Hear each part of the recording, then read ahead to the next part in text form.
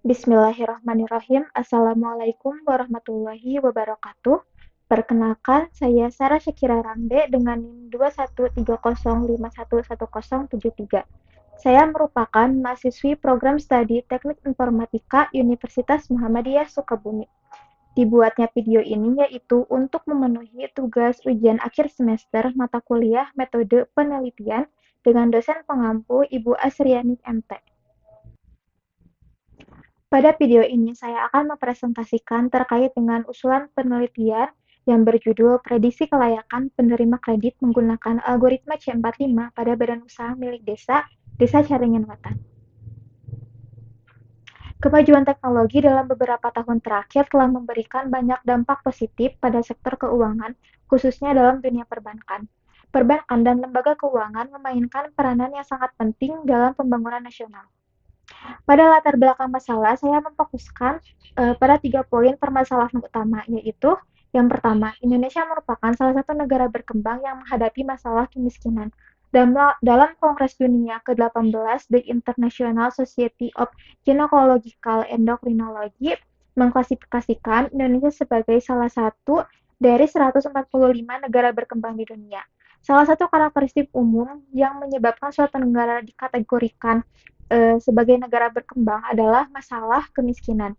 Rendahnya pendapatan dan kurangnya aset menjadi penyebab utama kemiskinan, di mana kebutuhan dasar seperti makanan, pakaian, tempat tinggal, kesehatan yang memadai, dan pendidikan tidak dapat terpenuhi. Untuk mengurangi kemiskinan di Indonesia, pemerintah memberikan bantuan berupa peminjaman kredit. Menurut survei yang dilakukan oleh Bank Indonesia pada triwulan 1, pada tahun 2024 terdapat peningkatan sebesar 54,1% dalam penyaluran kredit baru oleh perbankan, menunjukkan bahwa banyak masyarakat yang mengajukan permintaan kredit.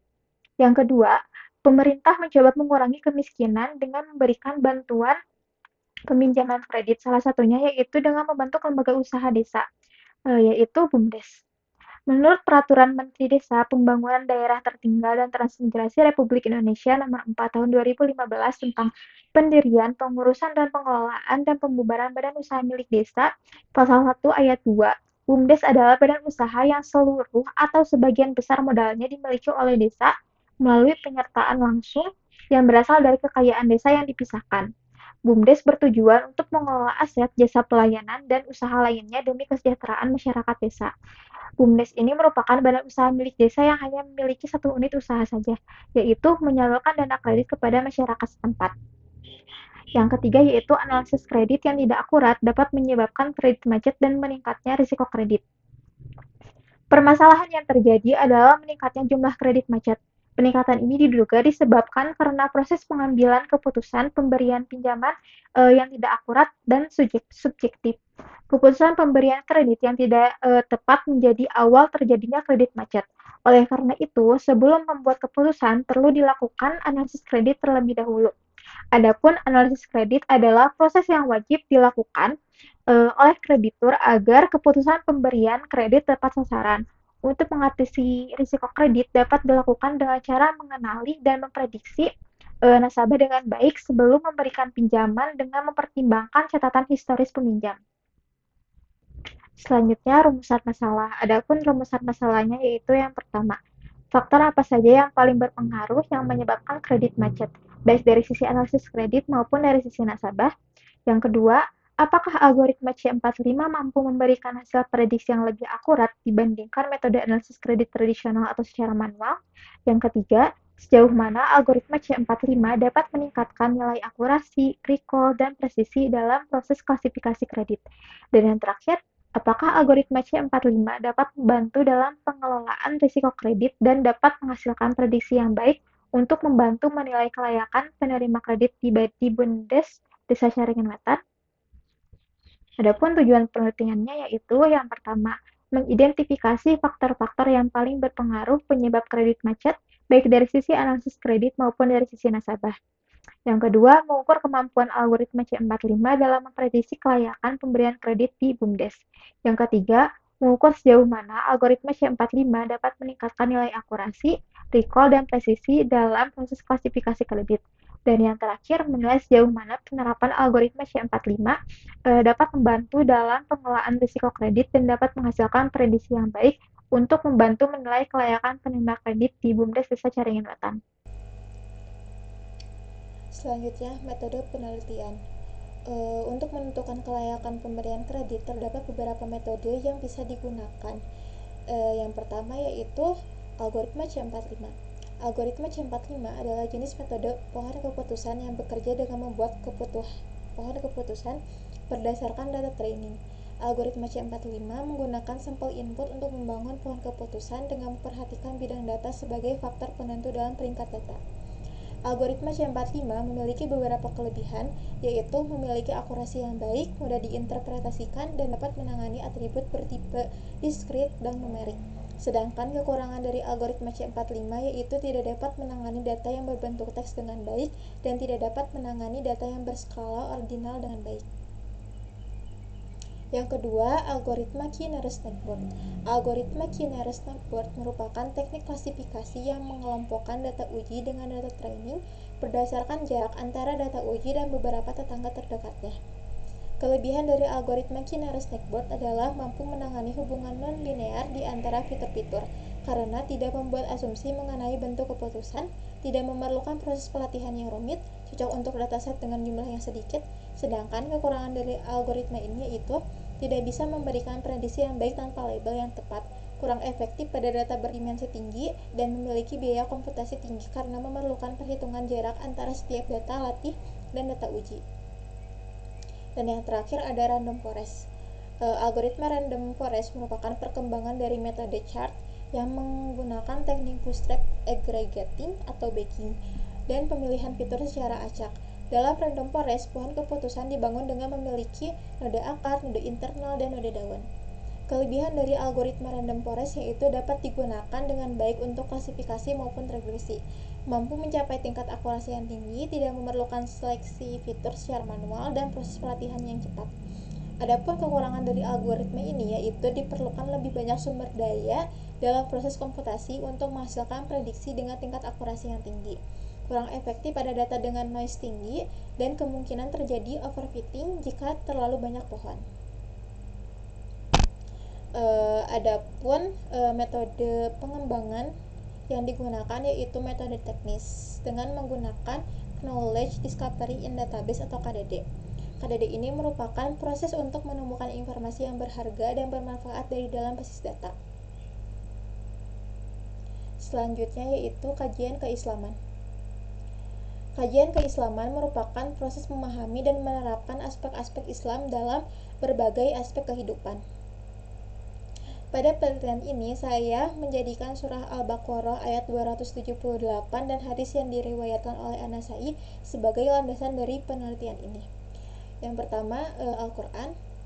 A'udzubillahi minasyaitonirrajim. Bismillahirrahmanirrahim. Ya ayyuhallazina amanu taqullaha wa zaru ma baqiya minar riba in kuntum mu'minin. Artinya, hai orang-orang yang beriman, bertakwalah kepada Allah Subhanahu wa taala dan tinggalkan sisa riba jika kamu orang-orang yang beriman. Quran surah Al-Baqarah ayat 278.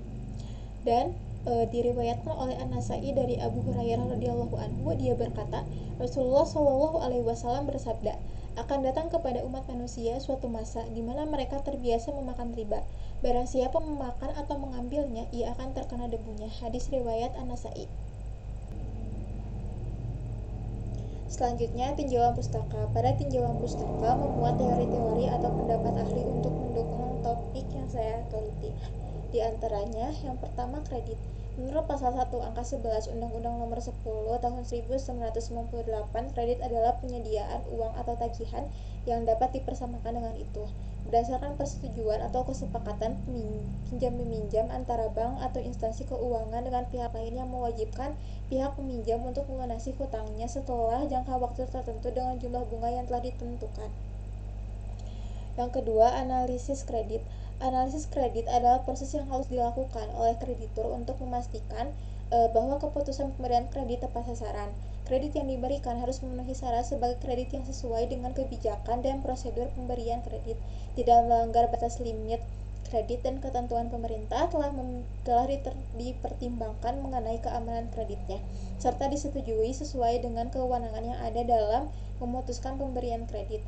Prinsip-prinsip seperti karakter, capacity, capital condition, dan collateral merupakan tahapan dalam penilaian kelayakan pengajuan kredit. Yang ketiga ada BUMDes. Pasal 1 Angka 7 Undang-Undang Republik Indonesia Nomor 43 Tahun 2014 tentang Peraturan Pelaksanaan Undang-Undang Nomor 6 Tahun 2014 tentang Desa. BUMDes adalah badan usaha yang seluruh atau sebagian besar modalnya dimiliki oleh desa melalui penyertaan langsung dari kekayaan desa yang dipisahkan. BUMDes bertujuan untuk mengelola aset, menyediakan jasa pelayanan, serta menjalankan usaha lainnya untuk sebesar-besarnya kesejahteraan rakyat. Yang keempat ada machine learning. Machine learning adalah salah satu cabang dari artificial intelligence atau AI yang menggunakan prinsip-prinsip ilmu komputer dan statistik untuk membuat model yang mencerminkan pola-pola. Yang kelima ada supervised learning. Supervised learning adalah algoritma machine learning yang mempelajari fungsi dari data pelatihan berlabel, di mana proses pembelajarannya berada di bawah pengawasan untuk memastikan akurasi dalam memprediksi hasil dari data baru. Yang keenam ada prediksi. Prediksi adalah suatu proses memperkirakan secara sistematis tentang suatu yang paling mungkin terjadi di masa depan berdasarkan informasi masa lalu dan saat ini, dengan tujuan untuk mengurangi kesalahan yang mungkin terjadi. Yang ketujuh ada data mining. Data mining adalah proses untuk mengidentifikasi pengetahuan potensial yang bermanfaat dari dalam sebuah basis data besar dengan menggunakan bantuan dari teknik statistik, matematik, kecerdasan buatan, dan mesin learning. Yang ke-8 ada algoritma C45. Algoritma C45 merupakan salah satu pengembangan dari algoritma induksi pohon keputusan ID3. Algoritma C45 menggunakan contoh input dalam membangun pohon keputusan yang akan dilakukan pengujian dan bidang data yang digunakan sebagai parameter untuk menentukan peringkat data. Algoritma ini bekerja dengan membangun pohon keputusan berdasarkan data training yang telah disediakan. Yang ke-9 ada Knowledge Discovery in Database atau KDD. Adalah proses untuk menemukan informasi yang berharga dan bermanfaat dari dalam basis data. Tujuan utama dari proses KDD adalah untuk memprediksi nilai-nilai yang bermanfaat dari variabel-variabel yang ada, atau untuk menemukan pola-pola dalam sekumpulan data yang dapat diinterpretasikan oleh manusia. Adapun tahapan-tahapan dari KDD yaitu yang pertama ada seleksi data, yang kedua ada preprocessing, yang ketiga ada transformasi data, yang keempat ada data mining, dan yang terakhir ada evaluasi. Selanjutnya ada confusion matrix. Confusion matrix adalah sebuah metode yang digunakan untuk mengukur kinerja suatu model dalam melakukan klasifikasi pada dataset dalam konteks machine learning. Salah satu fungsi utama confusion matrix adalah untuk menghitung nilai akurasi, presisi, dan recall untuk mempresentasikan prediksi dan keadaan aktual dari data yang dihasilkan oleh algoritma machine learning. Selanjutnya, penelitian terdahulu. Di sini terdapat 5 penelitian yang dijadikan acuan dalam penelitian ini, yaitu yang pertama ada penerapan data mining dengan algoritma C45 dalam penentuan kelayakan nasabah kredit, studi kasus LPD Desa Adat Sumerta oleh Wulan et al. 2023. Masalah dan metode. Kendala dalam proses peminjaman kredit di LPD Desa Adat Sumerta, khususnya terkait dengan kredit macet dan kurangnya dalam proses evaluasi dan pengelolaan kredit. Penelitian ini menggunakan prosedur tahapan KRIPS-DM dan menggunakan algoritma C45. Hasil pengujian algoritma C45 menggunakan confusion matrix dengan hasil nilai akurasi sebesar 81%, nilai presisi sebesar 100%, dan nilai recall sebesar 100%. Adapun perbedaannya itu, penelitian ini berfokus pada kelayakan nasabah kredit di desa adat Sumatera. Algoritma yang digunakan adalah algoritma C45 dengan menggunakan prosedur modal KRIPS-DM. Adapun hasil penilaian berfokus pada kriteria pendapatan untuk menentukan prioritas nasabah yang layak mendapatkan kredit. Yang kedua yaitu implementasi C45 dan algoritma Key-Nearest-Neighbor untuk memprediksi kelayakan pemberian kredit menggunakan Rapid Miller Studio oleh Junaidi et al. 2022. Masalah dan metode kelalaian nasabah dalam melakukan pembayaran kredit, sehingga berdampak negatif pada kesehatan keuangan perusahaan. Penelitian ini menerapkan algoritma C45 dan Key-Nearest-Neighbor untuk memprediksi kelayakan pemberian kredit. Hasil penelitian, nilai akurasi algoritma C45 sebesar 86%, sedangkan nilai akurasi algoritma Key-Nearest-Neighbor sebesar 80%. Perbedaan penelitian ini berfokus pada kelayakan pemberian kredit di sebuah perusahaan. Algoritma yang digunakan adalah algoritma C45 dan algoritma Key-Nearest-Neighbor dengan dataset yang berjumlah 50 data. Yang ketiga, data mining algoritma C45 menentukan kelayakan penerima bantuan COVID-19 oleh Riyadi 2021. Masalah dan metode. Masyarakat Sitalasari yang berdampak ekonomi karena COVID-19 tidak mendapatkan bantuan sosial karena tidak terdaftar dalam list penerima bantuan karena kelurahan hanya menggunakan data dari dinas sosial. Algoritma yang digunakan pada penelitian ini yaitu algoritma C45. Adapun hasil penelitiannya itu pohon keputusan dibangun berdasarkan perhitungan entropi dan gain, menunjukkan bahwa jumlah penghasilan dan jumlah tanggungan adalah faktor utama dalam menentukan kelayakan penerima bantuan. Perbedaan, penelitian ini berfokus pada kelayakan penerima bantuan COVID-19 dan atribut yang dikumpulkan berupa jumlah penghasilan, status tempat tinggal, umur, dan jumlah tanggungan. Yang keempat, analisis kelayakan pemberian kredit koperasi dengan metode data mining decision tree oleh Rahmianti 2022. Masalah dan metode. Koperasi di Bandung yang menghadapi masalah dalam pemilihan calon kreditur yang layak untuk diberikan kredit di koperasi simpan pinjam. Adapun hasil penelitiannya menunjukkan akurasi sebesar 94,27%, presisi sebesar 100%, dan recall sebesar 89,29%. Perbedaannya, penelitian ini berfokus pada calon penerima kredit di koperasi. Adapun metode yang digunakan berupa analisis deskriptif dengan data yang diperoleh adalah data kuantitatif, atribut yang digunakan berupa kedisiplinan, golongan, usia, masa kerja, dan penghasilan.